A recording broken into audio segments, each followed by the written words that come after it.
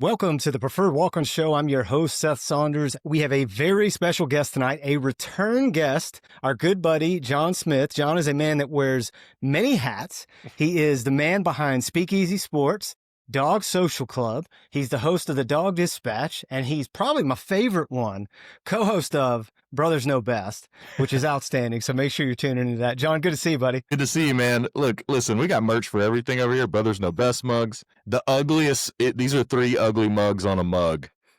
Little known deep cut podcast. Thank you for the mention of the Brothers Know Best podcast. That made me real Yes, happy. it's outstanding. I have 4 brothers, so I'm very much in on y'all telling on each other on that podcast. It's outstanding entertainment. So if y'all aren't listening to that, get on it quick. We have a good time. Well, look, brother, it's great to see you. One of the reasons that I've got you here is because we're teaming up for something really fun. And if y'all are listening, and you will be in the Classic City for Georgia's Showdown with the Longhorns the weekend of November 15th, Friday, November 14th. When you're in town, when you're in Athens, when you're milling around looking for something to do, we are going to be having a live show. It's going to be a lot of fun. We're going to have great guests. We're going to have a great venue.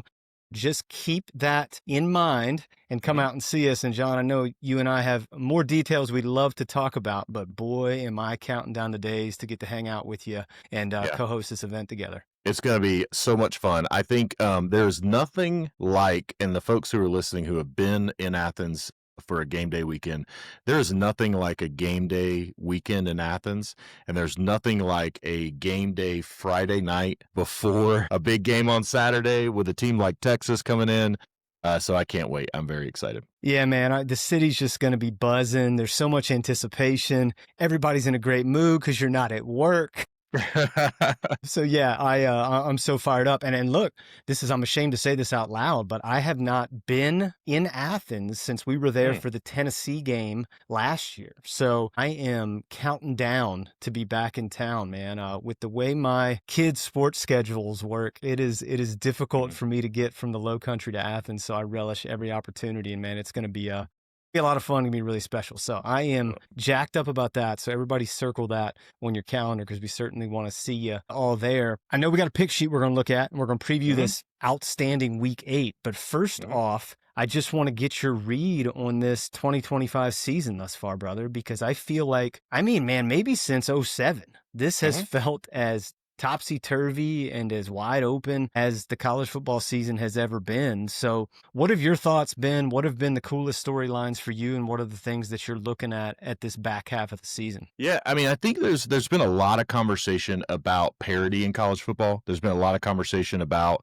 NIL and transfer portal creating, kind of these opportunities for teams and programs to now all of a sudden, you never know who's going to win week over week. I think that has never been more true than what we've seen this season. And I also think, Seth, this coaching carousel starting in the beginning, like literally like right out of the gate, has been one of the most fascinating things for me to see, these where college football is. So not only do you have parity and you have like a little bit of chaos and all these things, but you have stuff that we've really never seen before with teams moving on from long tenure coaches very early. But at the end of the day, my key takeaway is any given Saturday, you better show up, you better strap on, you better make sure your chin strap is buckled on a Saturday because you can get beat by anyone at any time. Yeah, man, it's just been great theater all year. There's been a couple weeks, and James and I have talked about this on the show where, somebody that is maybe not as a part of the sicko committee like we are with watching college football will go, not many games this week that I'm super excited about. And I was like, au contraire, my friend. There are always exciting games. You just never know what's going to happen. And God, this year has been that. And it just feels like every weekend you pull up the slate and you just go, yeah, I'm going to be sitting to watch that one. I'm going to be sitting to watch that one. And like, there's just none you want to miss. Even last week, man, I was counting the hours to watch a game in Denton, Texas between USF and North Texas. It's and just outstanding. And North Texas comes out in the first drive. They go down the field and score, and you think like, holy cow. That's what I like about it is that there are these games that we're counting down to watch that would never be on our radar if it weren't for kind of this chaos and some of these storylines. But then when you tune in, it's like, these things are delivering. It's like you're in a situation where it is like, hey, Florida beating Texas in the swamp when Florida was, Florida may still be dead and buried, but when they were pretty close to like being completely dead and buried, and Texas rolls in there and Florida beats them, right? And you have those kind of feelings where it's like, I need to tune in because this one could be really interesting. And then most of the time this year, they have been really interesting. And so that's what I have loved about this college football season, and really just the state of the sport in general. I know, you'll hear me talk a lot about the professionalization of college sports and all these things. And, we're in love with what makes sports special, college sports special, the tailgates, the traditions, like, that kind of stuff. But I do think the sport as a whole is in a better place in terms of like entertainment value that it's been in a long time, because of, some of the parity and because of just like where we are, with these conferences and schedules and all these things. A lot of stuff that I hate about it has also brought a pretty big boost in entertainment value as well. So yeah, man, that North Texas game on Friday night, my favorite thing was, Stone Cold went there. Yeah. And North Texas gets their first turnover, and they come to the sidelines, and they have like 2 cans of water or 2 cans of an energy drink, and the kid stands up on the bench, and he slams them together and takes 2 Steve Weisers to the face. I was like, this is the greatest turnover celebration in all of college football. Yeah. So I just thought that was outstanding. But yeah, man, to your point, it has been. I feel like each week it continues to deliver. It's just been awesome. I'm glad you bring up the coaching carousel. I am wearing the Curt Cignetti shirt, the SIGs shirt, and it's fascinating to me that Penn State, a blue blood historic job, comes open. And one of the guys that they're mentioning for that job, Curt Cignetti, may not take it because he is going to stay put at now football giant Indiana. This is the world we're living in, man. It's just crazy. Yep. It is crazy. And that's it. You just summed it up. It's the things that are happening. James Franklin coming within a series or two of playing for a national championship to now a blue blood, job being open, and what that means for all these other potential coaching vacancies, all these other schools that are sitting on a coach on the hot seat. It's like, hey, Penn State's open, so if we're gonna move, we gotta move, right? Because the quality of coaches who are going to be interested in that kind of job, if you want them to be, if that's what you have your target on, Florida, you got, do you move on for Billy Napier like ASAP? Because knowing that Penn State has money and knowing that job will be very attractive to a lot of candidates, that if Florida waits till the end of the year to let go of Billy Napier, then all of a sudden it's like, well, who's going to be available? So it'll be interesting to watch for sure. Yeah, man, it's fascinating. And so many more, I think, are going to come open. Wisconsin's a dumpster fire. I mean, I tell people we're living in the upside down. Indiana is at the top of the Big Ten, and Wisconsin can't buy a win. Like, what has happened to the Big Ten of our childhood? Yeah. I don't know. It's a different world, man. Yeah, it is a different world. And I mean, yeah, it's a different world. With, when you talk about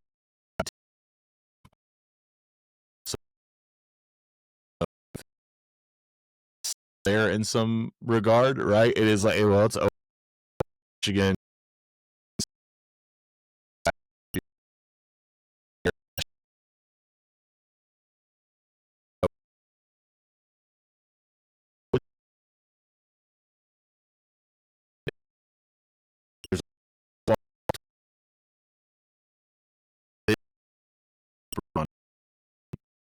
Super fun, man. And given that so many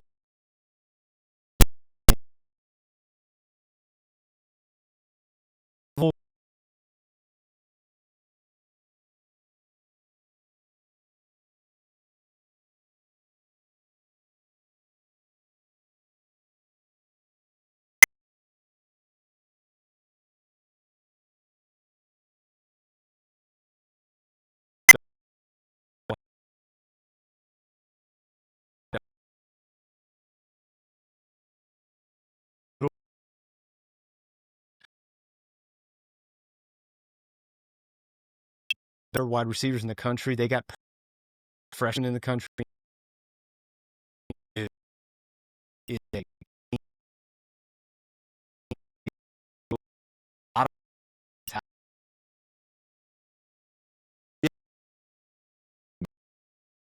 is in a position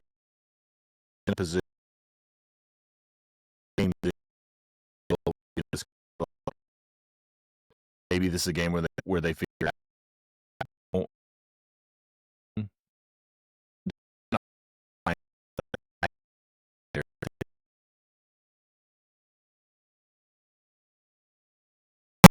um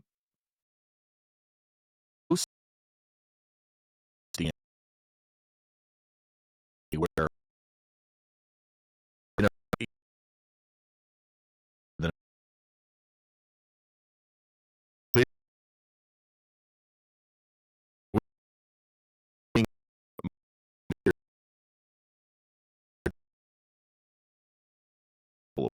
and so I going as dogs followers do with Miami.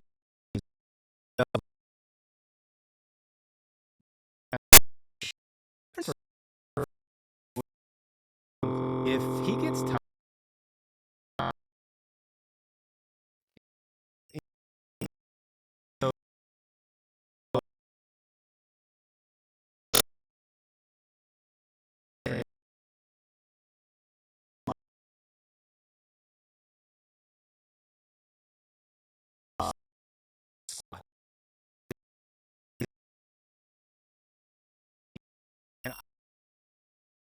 with is when he gets rushed,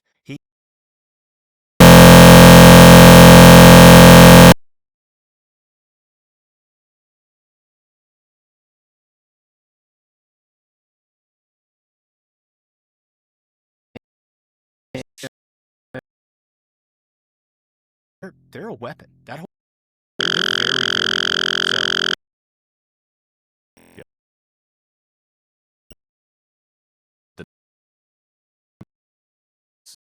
that's Also, like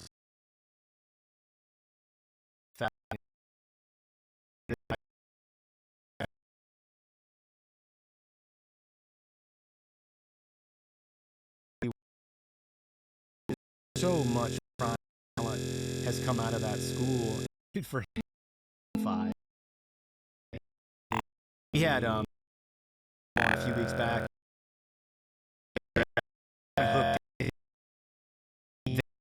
Kind of the people I know down there were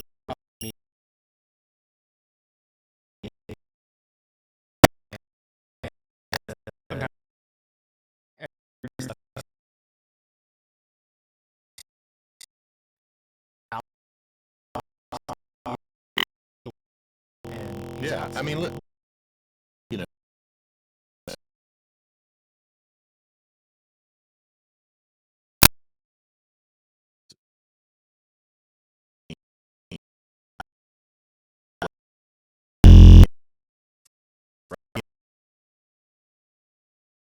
now you see what he's doing in the NFL.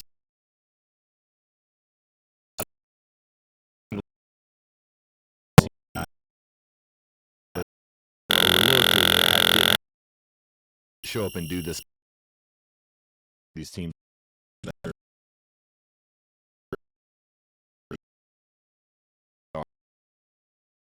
have an opportunity. going to play.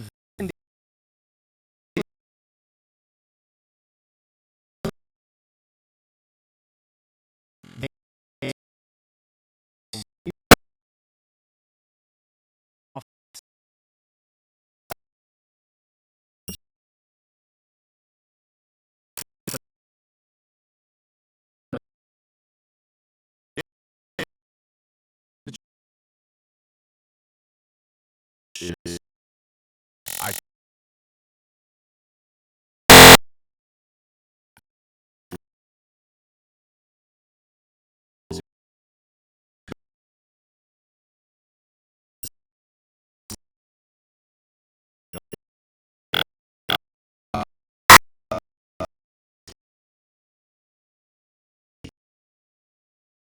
and then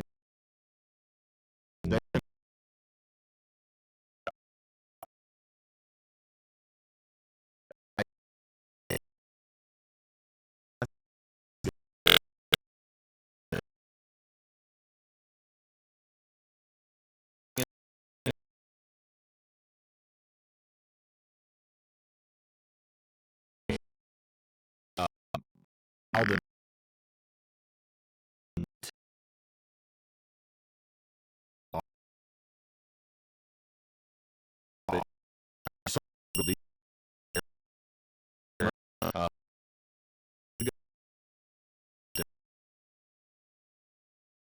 USC's defense is a little bit vulnerable, and so I How do you think they were week and watch from being smack dab in the middle of a sick with rewatching? Go, hey man, we went in line and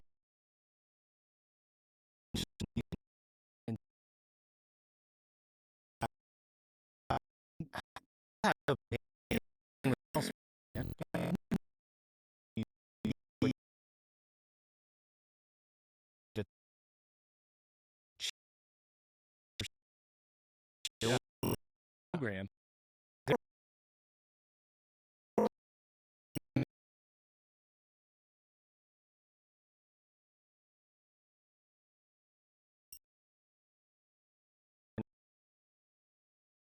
Just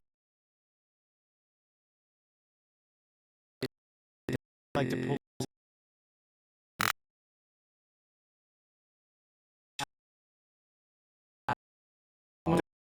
This is a really good matchup. Brent Key got King on the Heisman list.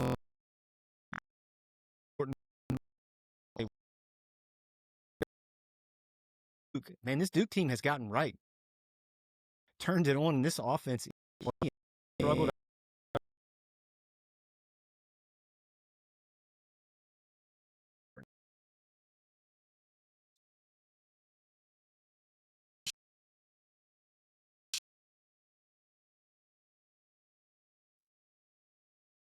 country,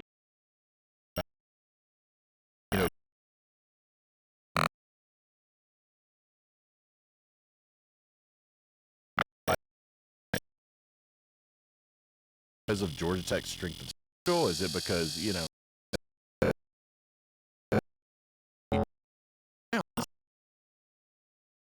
is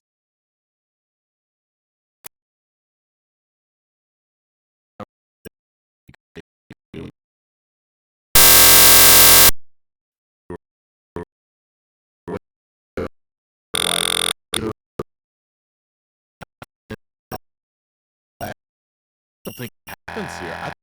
I think Buckner tempo offense that he's running with Haynes King is very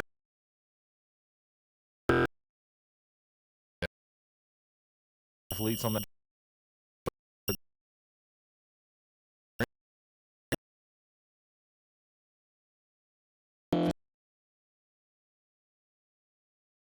And I don't think that Duke's home, like, I don't know. I mean,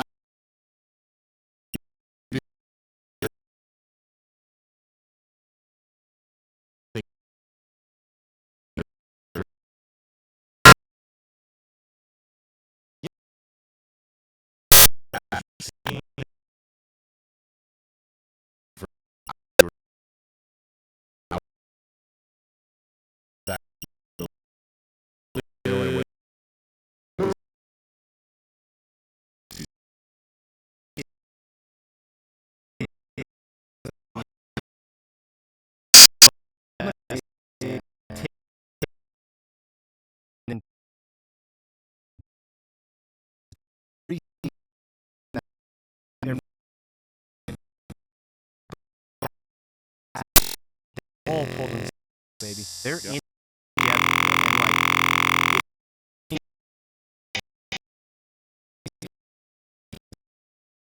And they are coming to lay the wood, not scared. Yeah.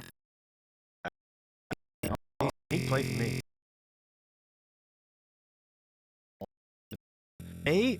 We've said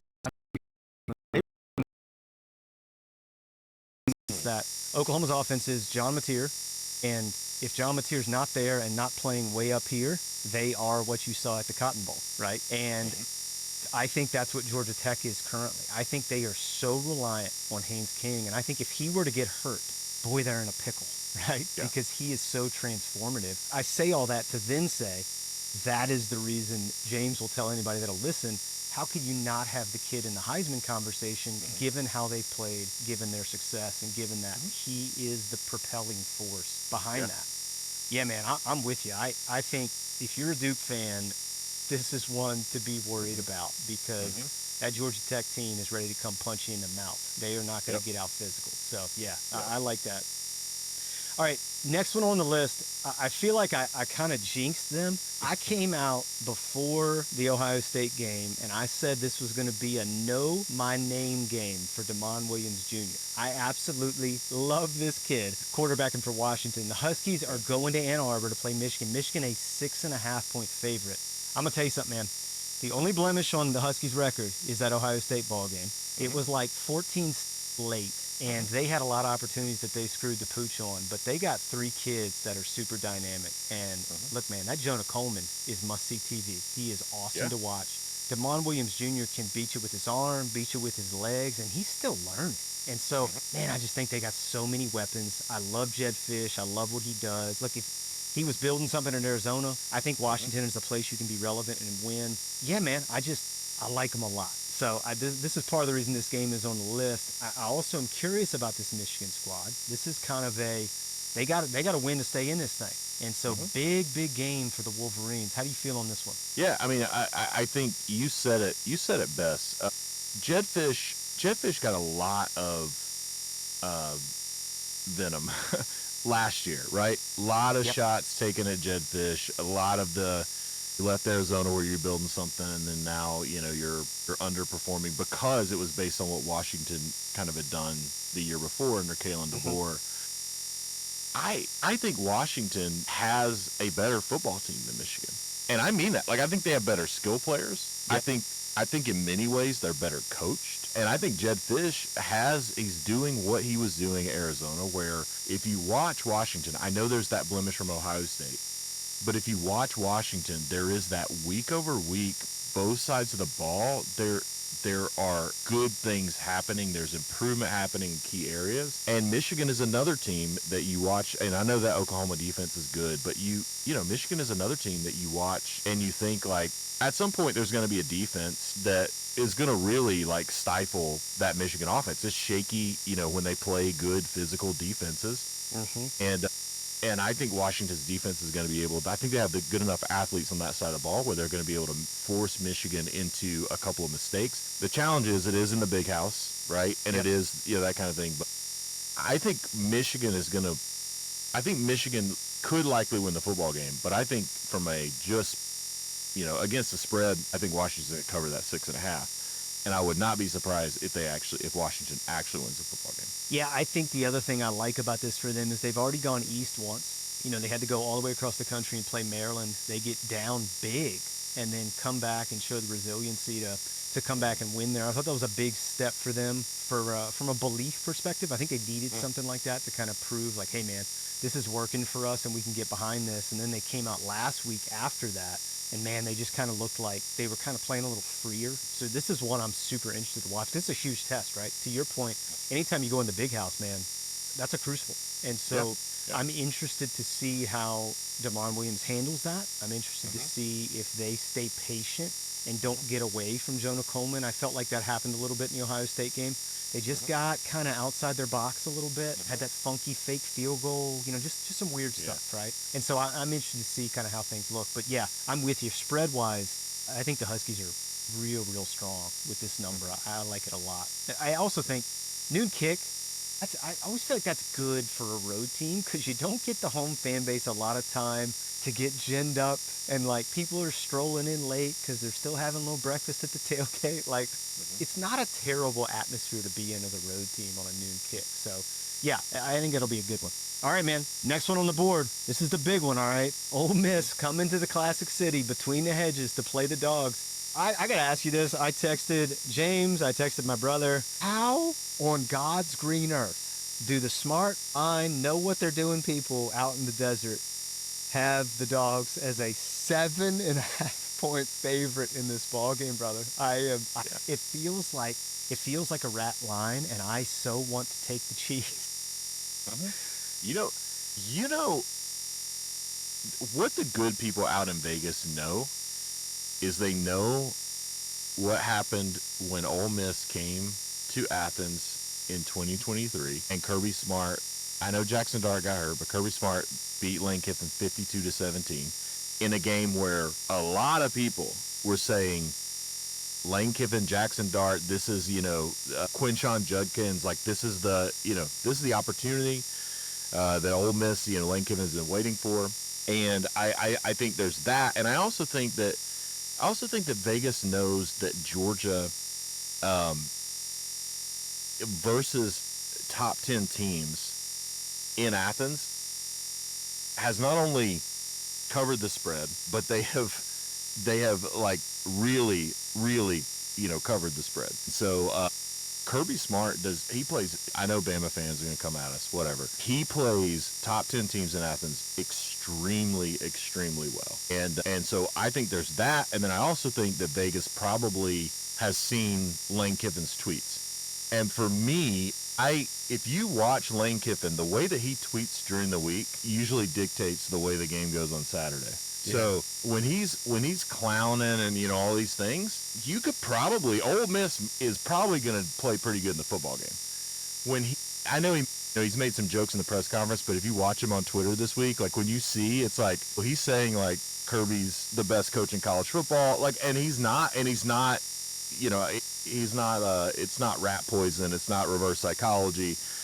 I think Lane Kiffin it's similar to when he played Alabama, right? His demeanor changes a little bit when he plays certain coaches, and it's changed a little bit this week. He's still been a little bit cheesy, but he hasn't been nearly as he was with like LSU, for example. And so I think that in that regard, I think Georgia, I will say this with my chest, Kirby Smart is about to embarrass Lane Kiffin.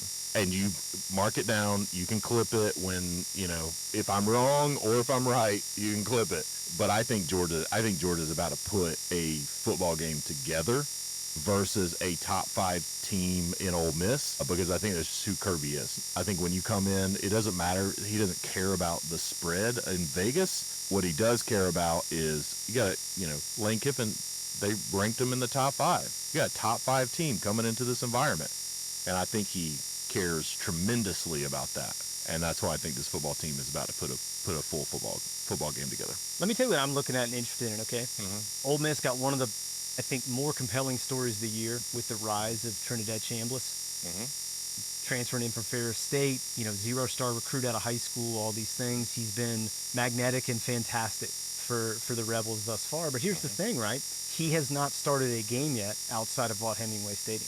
And so I think that is a big deal, right? That he's going to have to come between the hedges. He's going to have to deal with all these things. I also think, too, that offense, and I think you saw it last year when the Dogs went to Oxford, they function much better when they can change things. And the noise on Saturday in Athens is going to be deafening. I have told people this, and I'm not trying to upset anybody, but the home field advantage in Athens now is what people said it was 10 years ago. Am I fair in saying that? I think for a long time, people said it was a huge home field advantage, but if you went other places, you were like, wait, this is what it's like? Now, Athens is that.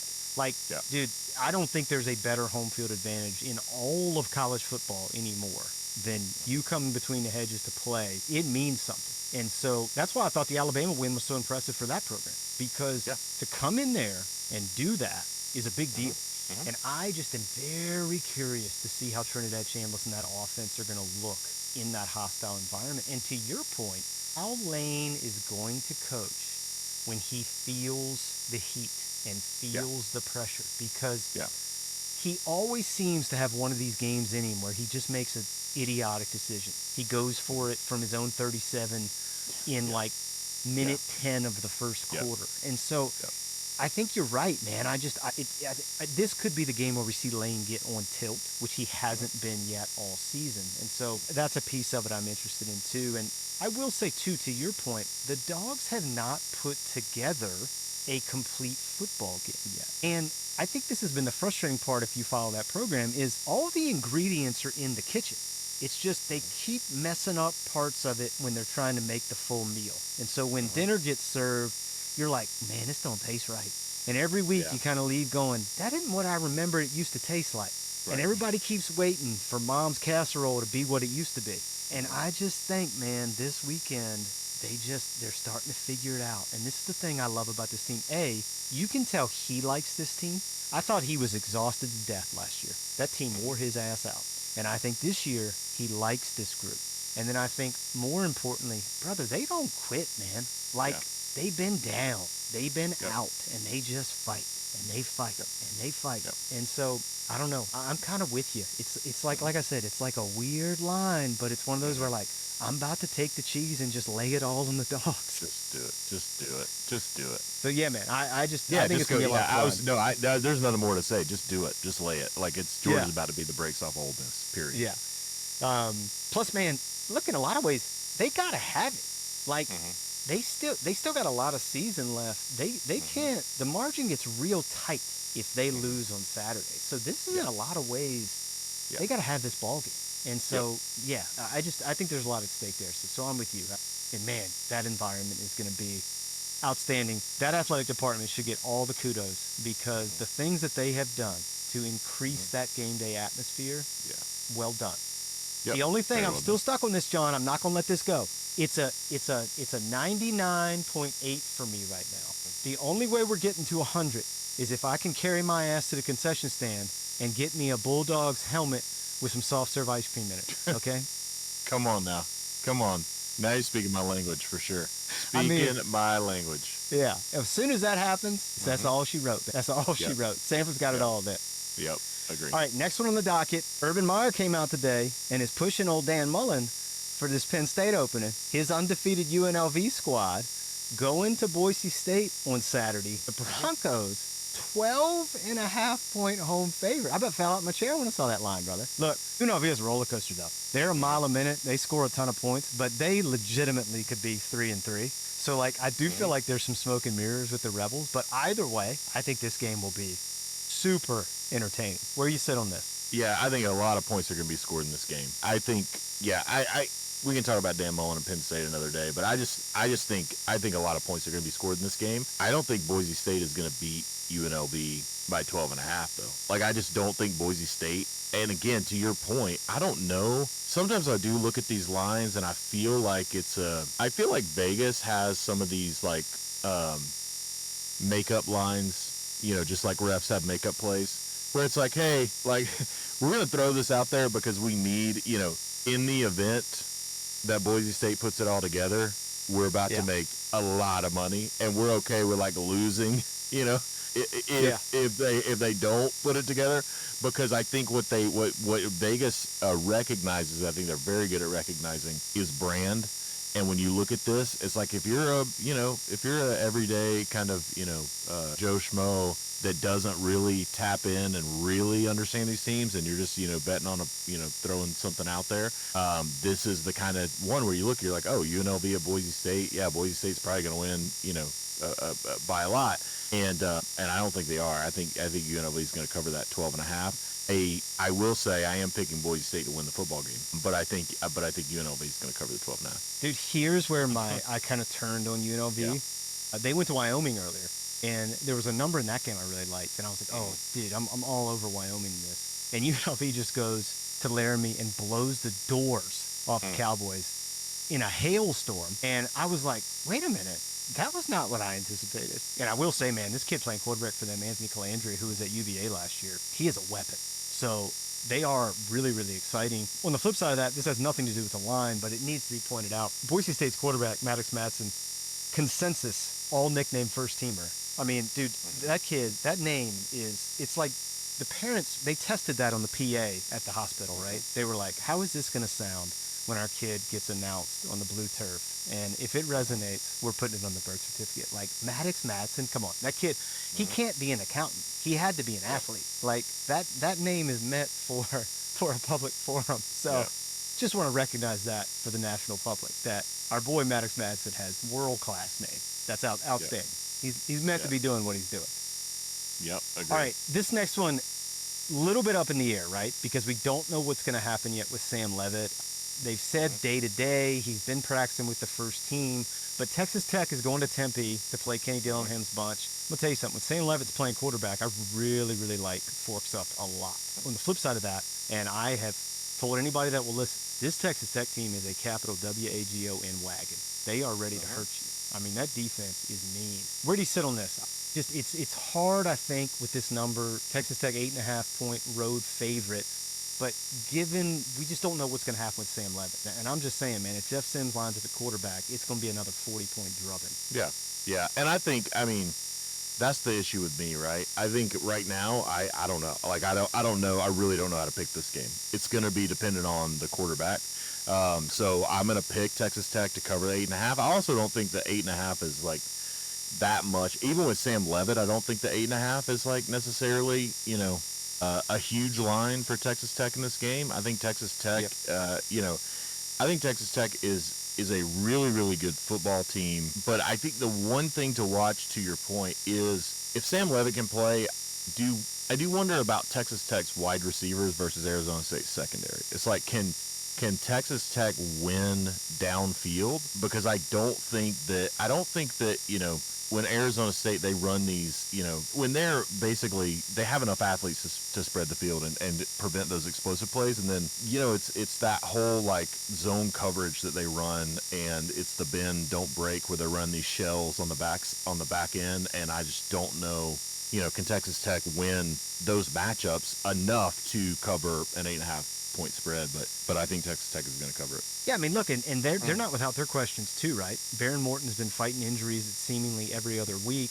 Luckily they've got Will Hammond, who's been outstanding, backing him up, but there's some uncertainty there. And they had a blip last weekend in that game against Kansas where they were up 20-0 and Kansas storms back, and it's whatever it was, 21-18. I mean, then they kind of put the foot back on the pedal and mowed away. But dude, they're just an interesting squad to me, because I think, me included, I just thought, oh, this is kind of an experiment, right? Texas Tech going to go buy a roster. Is that really going to work?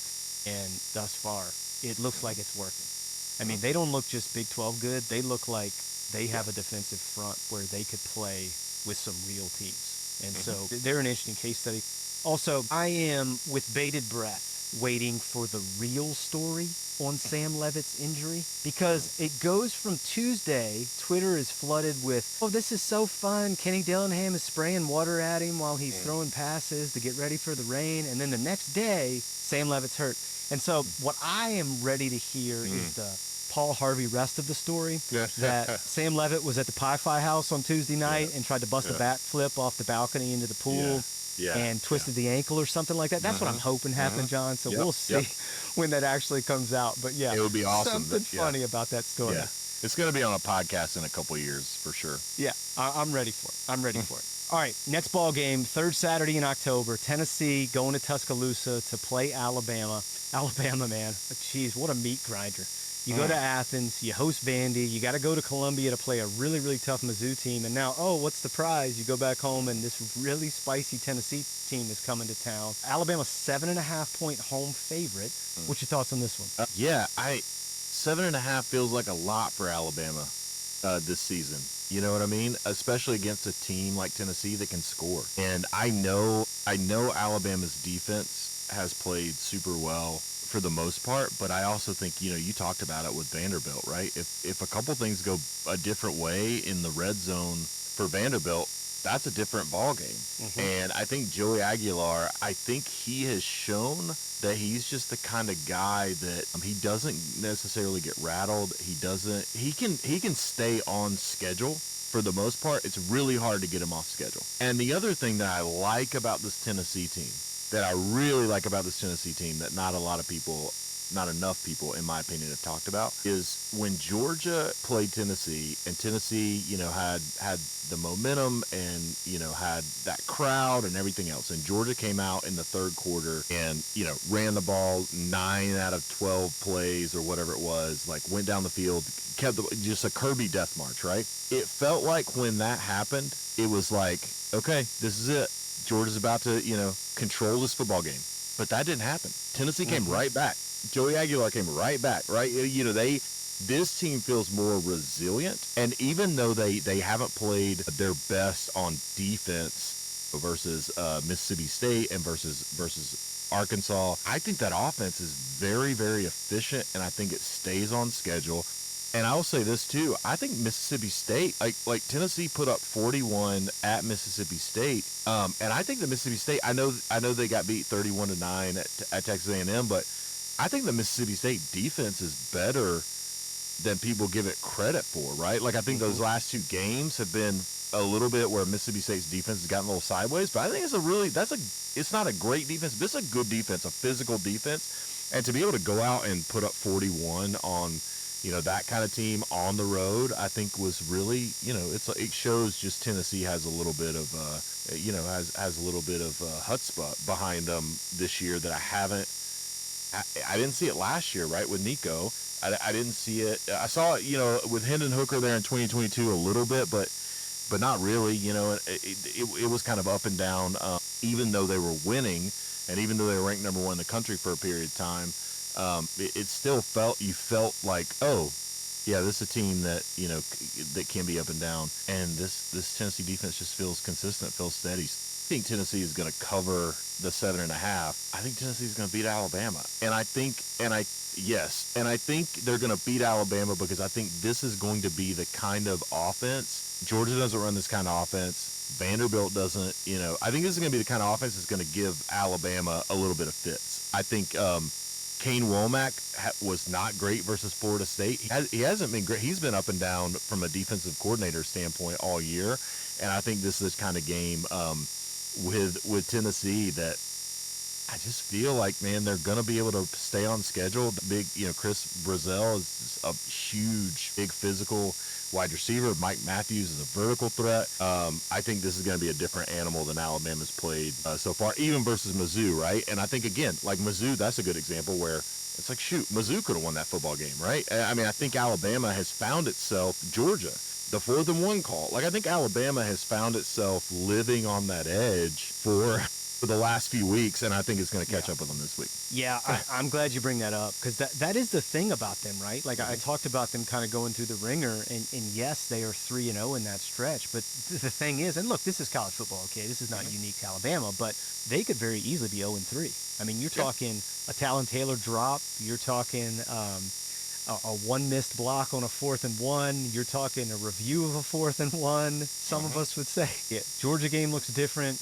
We already talked about the 2 turnovers in the Vandy game. And look, I have been very clear that Mizzou game, I thought it was coaching malpractice. What Eli did. 100%. I mean, look, you could make the argument the best running back in the country, and what did he have? What did he end up having? 13 carries, 14 carries, or something like that. And you're going to go for it. They did the, it's like, again, I don't get it. You run that silly fake punt that was poorly designed.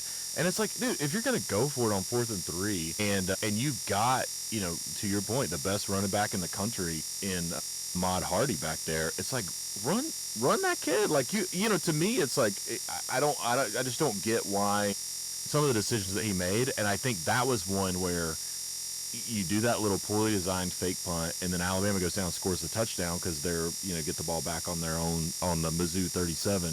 Those are the kind of things that just, again, with Eli Drinkwitz, because what's crazy is Mizzou got the ball back, went right down the field and scored a touchdown on the next drive, made it 27-24. It's like, if you just punt the ball, or if you just run it with Ahmad Hardy, then maybe it's a different game, because your offense was still, playing pretty well for the most part. So yeah, I just didn't get it right. Pretty much anybody who's wanted to.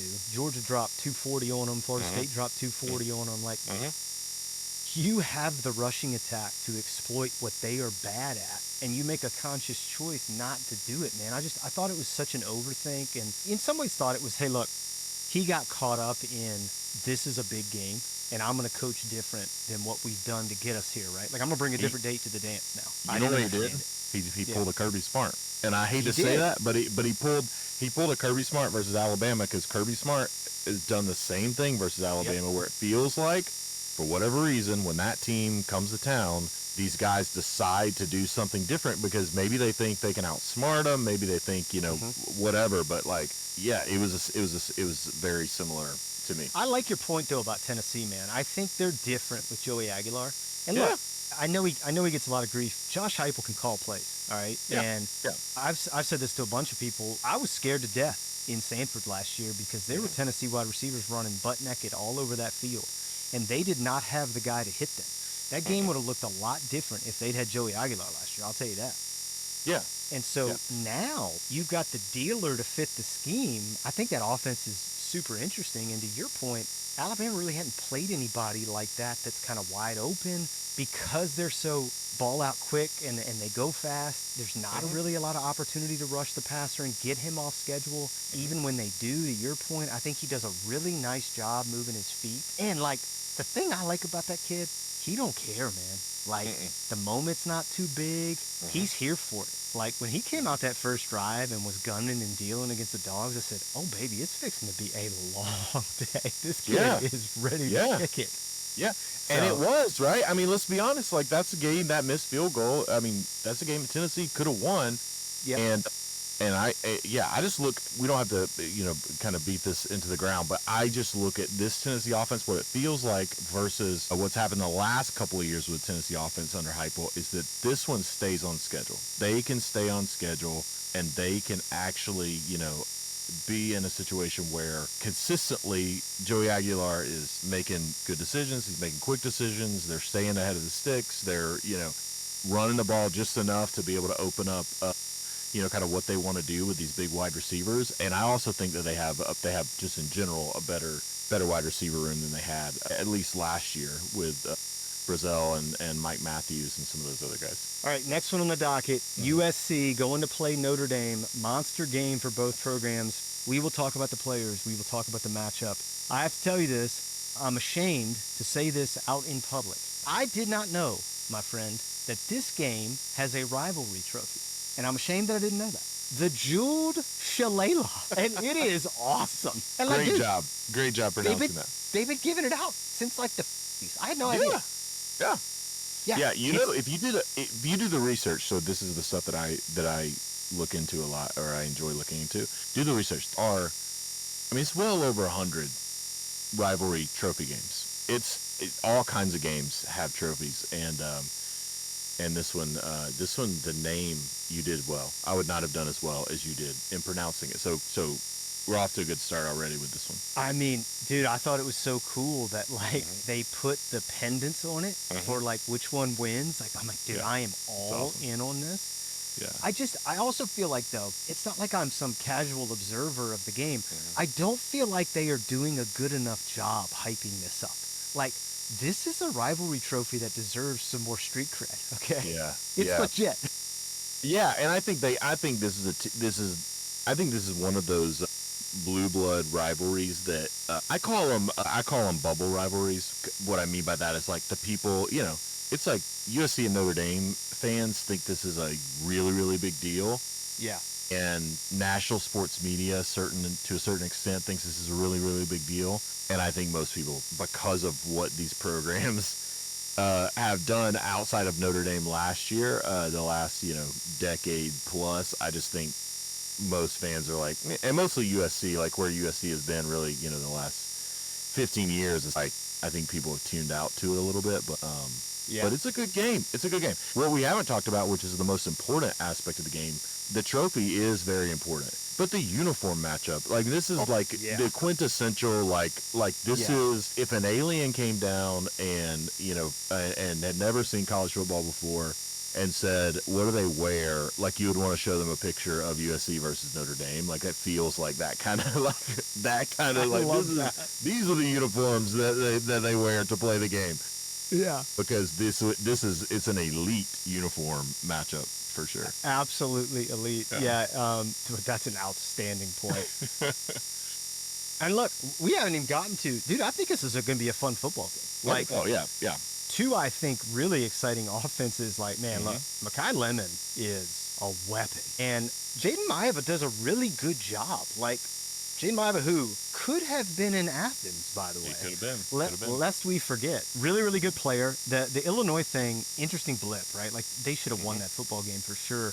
But on the flip side of that, you got Notre Dame now, who, as the year goes on, this 0-2 start, which everybody kind of buried them, they're kind of starting to look like the Undertaker gif now. Like, I mean, dude, they got the 2 best losses in the country by a wide margin. Yeah. And what, combined 4 points against A&M and my... Yeah. CJ Carr just gets better and better every week. And so this is an interesting football game, man. Notre Dame number is big to me, though. 9.5 seems like a big number for this ball game. Yeah, it does.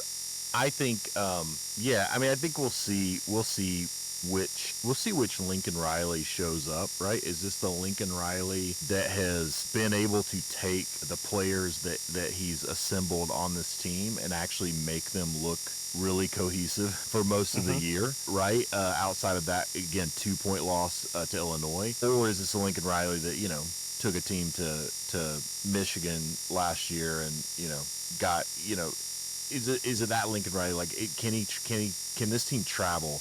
And they, you know, they went to Illinois. They lost by 2 points in a game they probably should have won. They got Michigan at home. They get to go to Notre Dame. It's a night game. I mean, I think it's going to be a close one.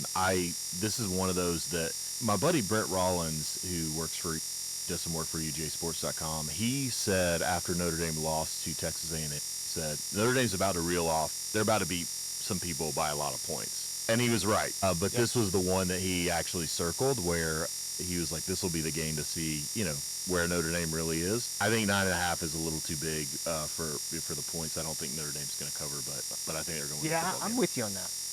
Yeah. That feels too big given what USC's capable of on offense. I will say, and this is part of what we had talked about after the Illinois game, was it always gives you pause when one of these West Coast coaches starts complaining about having to travel east. It's like, this is what you guys signed up for, okay? Yeah. So you can't then turn around and complain about it. But 2, like, how soft a message is that for your football team? Like, we have to travel, and so it's going to be some detriment to us. Like, man, screw that. Anywhere, anytime, any place. That's how you got to message it. Like, let me go a quick tangent with you real quick, because I saw you had posted something, and I had posted something similar, and I was like, similar minds. I knew when Hugh Freeze got interviewed at halftime on Saturday night, that football game was over. Yeah, 100%. Because he's supposed to be the leader of the program, and he's coming to the sideline, horrible body language, moaning and complaining about officiating calls after, by the way, a half where they had just absolutely belt to ass the football team that they were playing and dominated. So what the message should have been was, hey, look, tough break there at the end of the half. Super proud of our football team. We did everything we wanted to do. We're going to keep doing that. We're going to come out in the second half, and we're going to play a great football game. That's how he should have gone in the locker room. Instead, he goes in there like somebody just pantsed him on national TV. And, dude, they came out, and what? They had 21 total yards in the second half? Like, God, man, come on, dude. Yeah, and that's just, with Hugh Freeze, I mean, Auburn in general, they were letting the Oklahoma game from 3 weeks ago beat them on Saturday night. Like, he wasn't even in that game in that moment, because he was talking about, you know, maybe we'll get a break one of these times, and it's like, where's your mind? So I agree. Yeah, it drives me nuts, man. And you just go, how do you get to like this echelon of the profession? And this is the mindset that you're bringing every day into these locker rooms and in these programs. It never ceases to make. That's why, man, if you're a Georgia fan, you have to feel so great about having Kirby Paul Smart in your locker room, because it's not just the results, right? The results are a product of the process. And the mindset he has instilled with this institution and the culture that he has built at Georgia. And, dude, they do it intentionally, right? Like, they go on the leadership retreats. They bring in guys to teach this stuff. Like, they are very cognizant that the most important muscle they're working in their strength and conditioning program is the 6 inches between the ears. And, like, I have so much respect for that. I always had so much respect for Coach Saban doing the same thing. And, I think Dan does it at Oregon. Like, he does. I think the guys that do that, those are the ones you want in the big room. And so, it's the ability to win moment by moment, to live in moment by moment, and not you know, let what happened 2 drives ago dictate what happens this drive. Yeah. Yeah, exactly. All right, last FBS game on the docket, the Holy War. And, dude, Yeah. it is going to be incredible. Mhm. Utah, really, really good football team, okay? I think everybody's lasting image of them is Texas Tech going in there and putting it on them.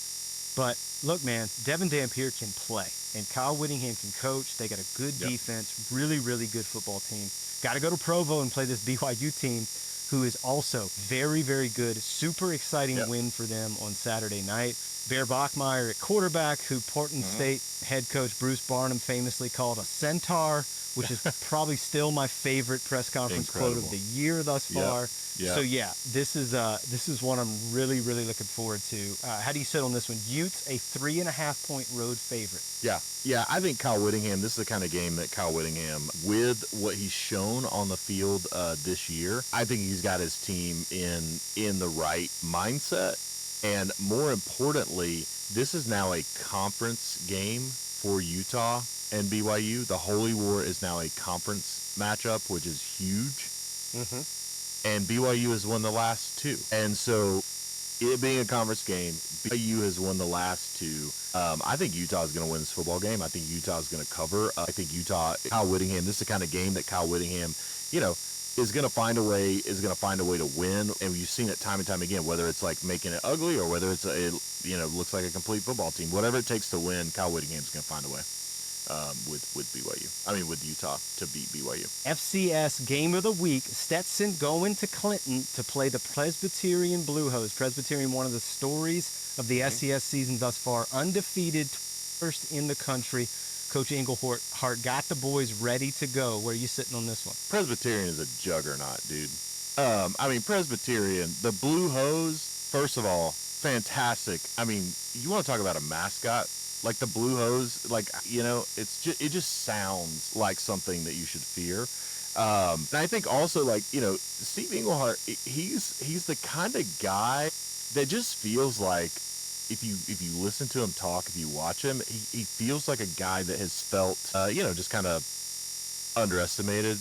He's always played that role. Hey, I'm gonna do things my way. I'm gonna do things differently. I've always felt a little underestimated, and I think he's got this team playing really well. I think their physicality and their depth. Stetson ain't played nobody, Paul, and I think Presbyterian is about to open it up on them. So I love it. God, I love this story. I love this squad. Coach Englehart is awesome. He's got such a great story. So yeah, man, I love what the Blue Hose are doing, and we're certainly rooting for them. I hope they go out and dollywop Stetson on Saturday. Well, look, Jon, we appreciate you coming on, brother. Always great to hang with you. Please tell our listeners how they can support you. Yeah, follow at Jon Tweet Sports. You can, if you're a Georgia fan, at Dog Social Club. Speakeasy Sports is about to take off. We're about to launch our own app here in a little bit, and I'll see Seth in Athens on November the 14th. So come hang with us. More details coming on that soon. Yeah, man. Y'all circle 11-14. It's going to be a blast. Can't wait to see you then, brother. And go Dogs. Go Dogs.